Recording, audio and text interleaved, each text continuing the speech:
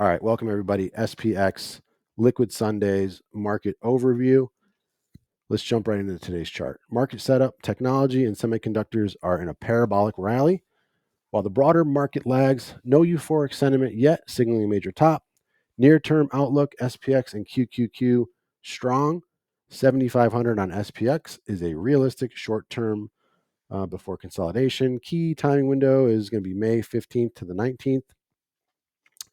TechView rally echoes 1989, but with healthier breadth, sentiment, and fundamentals. SMH extremely overbought. RSI high 80s, but daily trend intact above 525 support. Stay long until it breaks. Relative strength, equal weight tech versus equal weight S&P, RSPT. RSP, parabolic and stretched exhaustion signals due in 1 to 2 weeks. Leadership can continue if trendline holds, but other sectors will need to catch up soon. Breadth of the Russell 3000, advanced decline line at new highs with no divergence, constructive and more important than fading percentage above moving averages. Any pullback likely modest. Sentiment, the AAI bulls, about 38% bears, 33% bulls. Still room to run, non-extreme level. Bottom line, remain overweight tech and ride the trend. Let's watch May 15th to the 19th for sign of stalling, relative strength rollover and breadth fade. Risk on macro backdrop supports further upside near term. Okay, so that's what's going on under the hood. Let's take a look at the chart. Pretty much same process every week. I'll start on the weekly. Pretty much I take the SPX cash session, weekly prior week's candle. I take my fib tool. I take the swing high to the swing low, and I mark 50% of that level. So 72.86 is kind of our pivot heading into this week. A break above, we can test up as far as 75.35, 83, and let's see here on the way down, a break below. And we can look at 7,036 about. So kind of the support from this parabolic move. If we come down and test this level here, I think there will be strong support. I'm not expecting a huge rollover at this point, but who the hell knows what's going on nowadays with all the macro stuff. So we're still bullish. So until proven otherwise, if we're trading above pivots, we're going to trade that into resistance. If we're trading below, we're going to trade into support. If we break above resistance, we're going to look for that to act as support and look to the next level up. I keep it real simple. I don't need to know what the flow says. I don't need to know where the gamma is. I'm looking at the chart first and foremost. Once we get into day trading and stuff like that, lower time frames, intraday, once you start testing levels of support and resistance, then I'm looking at net drift, gamma exposure, all that stuff. So first I start on the weekly, then I go to the daily. So I take the last day that traded in the week, Friday, and I do the same thing. I take swing high to swing low. So 50% of Friday's candle, 73.82.95. Going to look to see if that acts as support. If it does not, we'll look down to 73.63, and then I start looking at the swing lows, and then I start looking at the extensions. Once you start breaking down those swing lows. So the extension, breakdown from this move here is like 73.39. Obviously, there's multiple gaps to the downside. There's a gap here, 7,200 down to, 72.93 down to 72.62. So should we get some drawdown, some pullback? Those are the levels I'm going to look for. There's the daily. If we look at the hourly chart, we can see we still have a little bit of a channel here that we can monitor as well. This thing basically broke out of this consolidation here, This is that 70, about that 7,200 level. And potentially you got a little channel that's going like this, right?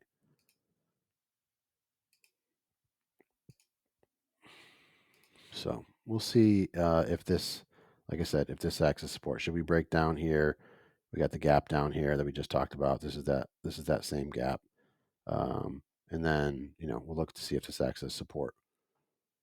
So that's weekly, daily, hourly, and that always leads us into some plan review from the week, from last week. So nice clean chart here. This is the cash session. I do use the US 500 primarily when I'm charting my plans.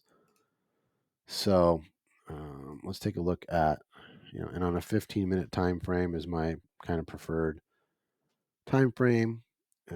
I don't use many indicators, but I do like to see the session, Asian session, high low, London session, high low. It's helpful as a nice visual.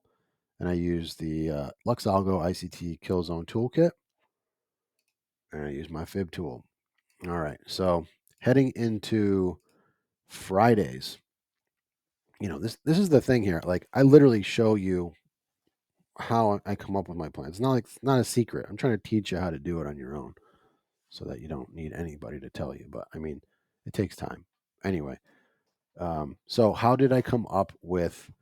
Let's grab the plan. Okay. Let's see here.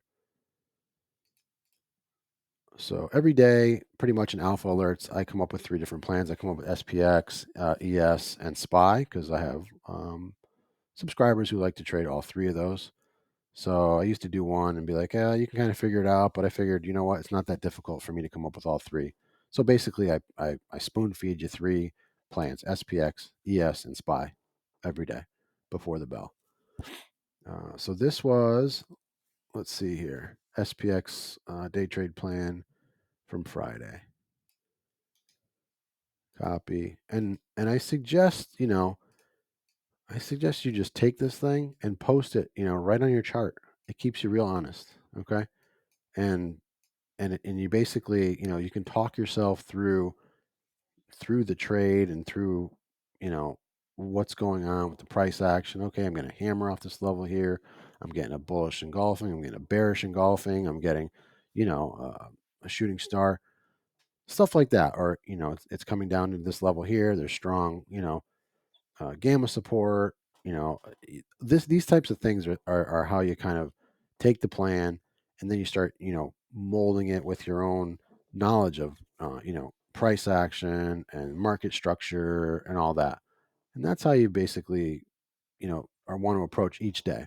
These plans, for the most part, they play out almost every single day. Like there's 3 scenarios, and you can kind of start spotting, when there's an A plus setup for a bullish or a bearish, or the hardest, obviously, when it's range is hard for a lot of people to kind of figure out. But what I like to do is literally post it right on the chart there, right, and then I use like my line tool. So I'll take my line tool and I just take the arrows and then, I just read through it, right? SPX day trade. Like if I didn't write this and I was reading this, I would take my line tool and I would say, okay, resistance 73.88. So 73.88 is right here. 73.88 is right here. If you look right before 8:30, this was our non-farm payroll candle here, and that was the high before the bell. So basically, I'm taking that high and I'm looking at what was acting as support, in the previous session. So, like, if this thing basically comes up and um, you know breaks back down through support from the London session here, I'm not going to use the London session um, necessarily low as a key level. I'm going to look where like the equal. I'm kind of looking for like equal highs and equal lows, right? So there's some equal lows here before the bell. There's some equal lows here. But if you look, like if you just, I literally just like to use my fib tool and I just take the high, um, and then I just basically pull it down to what looks like the best level for support. And for me on this day, it was the low of the London because, where this was acting as resistance in the Asian session, it comes back down and now it becomes support.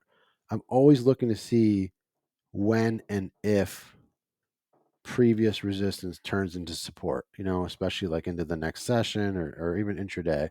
But this keeps it like super simple for me. Okay, so these were the levels from. Let me pull it out this way a little bit so you can see a little better here. So these were the levels from Friday, and then just understanding how to trade the levels. Right, that's a whole nother skill.